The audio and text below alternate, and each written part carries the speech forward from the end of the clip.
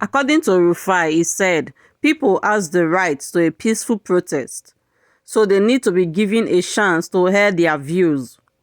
The DSS should be holistic enough to look at all political parties and make their judgments. Please guys, watch the video. Do not forget to like, share and leave your comments. Thanks for watching. It's pure and simple to say this. Let's perish the idea of any interim government. We cannot go back to the June 12 days. We all know what happened to Nigeria that time.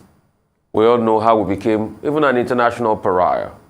We all saw the effect of what it did to the image of Nigeria. And the court of law said, no, it is an illegality. It shouldn't have even happened then. We can't go back to those days. That's number one. Number two, in reading the DSS statements, yes, the DSS have looked at it, seen it, identified the plot, but, they said three things. That some people will go to the court to go get some injunctions. To a large extent, I feel people have a right to go to court. Is it that the DSS does not trust the judicial process? It says getting frivolous injunctions. I want them to expatiate further on that. It said in protest, people will force, protest in such a way that it will cause chaos across the country and there will be a declaration of this. No. People have a right to peaceful protest. And across party lines, everybody has been protesting. We saw APC protesters in Abuja called the Natives, protesting in support of Bola Ahmed Tinubu and saying, oh, the mandate is theirs. Even saying further that, hey, people should also congratulate the candidates. We've seen Labour Party members. We've seen PDP protesting across the country. This is a constitutional right for people to be able to protest peacefully.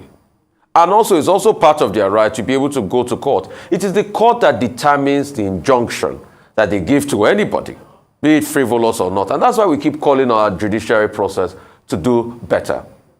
Thirdly, in all of this, the DSS is seeing some political actors. We want the DSS to act on it because we want the safety and security of our country. And the peaceful transfer of power is what heralds every democracy.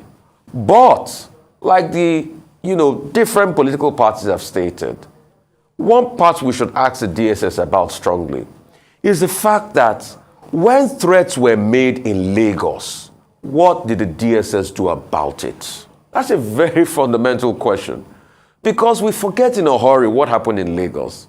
MC Oluomo made threats and those threats came to be. They were not just empty threats. And the position that was taken by the police chief was the fact that, MC Oluomo had come out to do a video that he was just joking. But apart from that video, that we should take it as a joke, that he was just joking with Mama Chukwudi. But apart from that video, let's not forget that there was widespread violence as threatened hitherto in the video. So the question is, the DSS should be holistic enough to be able to, look at all political parties and make its own judgments. It should not be seen as picking and choosing. We should say that and restate that boldly. Because I've also been seeing some level of triumphalism. Hitherto, the DSS picked up somebody when a message on coup was put out there. And that same person is now saying that, when I said it that time, they said, they vilified me of some sort. But now they see that I was saying the truth, that I saw it and all of that. The truth has to be told. The DSS should also go further by trying to rein in those that are heating up the polity. We have seen many tweets released in recent times. And the DSS should not just take this. It's not just make general publicity and say, all political actors should pipe things down. They should go one step further. But, please, elections have been won and lost. The next process is to go to court. All we can do is to call on the judiciary to ensure justice. And that's what we want. People also have a right to peacefully protest. But when the court make their decision, we should also remember that the collective development of our country should be our priority. We should not plunge ourselves to chaos like is currently happening in Kenya. That even after the court has ruled, there's been protests. Only last week, members of Azimio decided to stomp on the State House. And that has brought about many reprisal actions in Kenya as we speak today. We do not want that. We want peace for the growth and the development of our country. But we must also be fair to one another, give people the chance to air their views, and let everybody settle things out, because we want a great country called Nigeria. The Department of State Services says it has unraveled a plot to foist an interim government in Nigeria. The security agency says the plan is meant to promote mass protest, undermine civil rule, and plunge the country into crisis. Arise correspondent Benga Ashiru looks at the implication of an interim government as President Muhammadu Buhari continues with plans for a successful transition. Just like any political transition, there are winners and losers. While the 2023 presidential election ended with Senator Bola Tinubu declared the president-elect, the election has left ripples of disenchantment, of allegations of electoral fraud, questioning the sanctity of the ballot.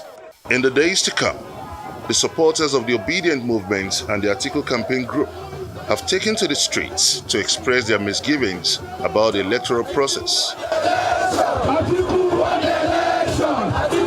The president-elect's move to extend the olive branch did little or nothing to douse the tension. The opposition parties are now at daggers drawn. Not relenting on their demand for justice, the legal fireworks also commenced to seek redress. With the uneasy political atmosphere rising to a fevered pitch, fueling speculations that may put the expected smooth sail of the president-elect to the top seat of power on May 29 under threat. Like the coming to be of a worst nightmare, the latest threat alert from the Department of State Services claims to have uncovered plot to foist an interim government on the nation, once again putting the nation's transition under pressure. If by sheer accident the co-plotters of this interim agenda succeed in their plot, the obvious implications of this arrangement will no doubt set a delicate precedent, with a strong reminder of the 1993 interim government set up by the former military dictator, General Ibrahim Babangida. The big question is, what does the interim arrangement portend for the nation's democracy?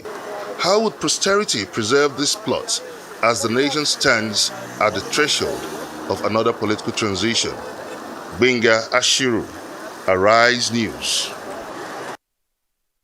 Dr. Bati, a lot to piece together on this. Yeah, I recall writing a piece on this even before the election, at the back page of This Day, when some people were beginning at the time to engage in what is called a whispering campaign about the possibility of an interim government. But what has now happened is that we had elections February 25 and also March 18. And as a result of the process on February 25, the legal body, constitutionally approved body, the Independent National Electoral Commission, released the result, declaring the presidential candidate of the All Progressives Congress, Bola Ahmed Tinubu, as president-elect on the basis of its own collation and the results arising from that process. What the law provides for is for people who are aggrieved to go to the Presidential Election Tribunal, which has happened, with 4 political parties going to that tribunal. Anything outside of that is not recognized by the Constitution. Those who talk about interim national government should be reminded that that was what happened under the military government, the Babangida administration creating an interim national government that lasted a total of about 83 days. And even under the military, that was declared an illegality, by the courts of law.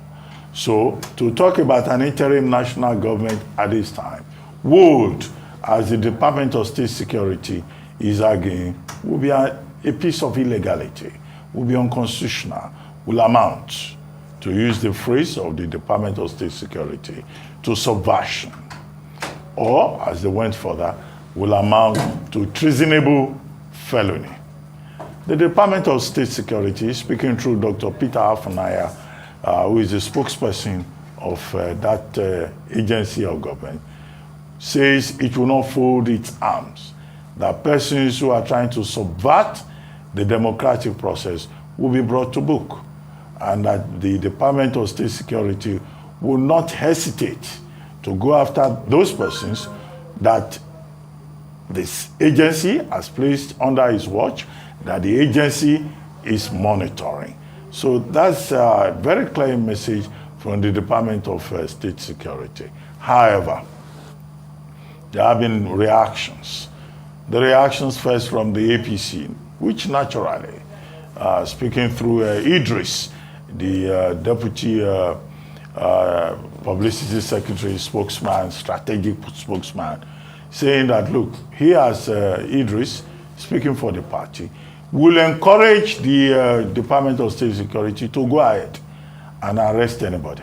The PDP also, speaking through Abdullahi, also a spokesperson of the party, has also said, yes, the Department of State Security should go against anybody who is introducing, arguing, recommending subversion in whatever form.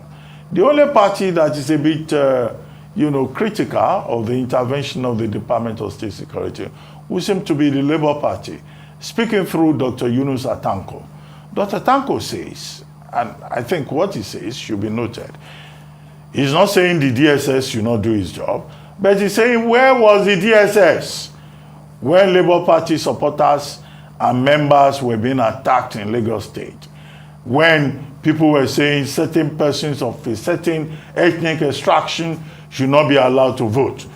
That, okay, so why is the Department of State Security waking up just now to say, oh, some people are trying to subvert the May 29 inauguration process? I think the Department of State Security should take special notice of that line, because it's a question of saying the Department of State Security cannot choose and pick when it wants to be proactive, when it wants to act. It's not an agency that should act for political purposes to serve the interests of a particular group, but it should be an agency of government, an institution of government that should serve everybody's purpose to ensure security, to ensure peace and order. That is where we are in terms of this issue. But an interim government is nowhere in the Constitution of Nigeria. Even the doctrine of necessity that some people talk about, was just political convenience. And we're not in a military dispensation. Every agency of state has a responsibility to protect the integrity of the democratic process.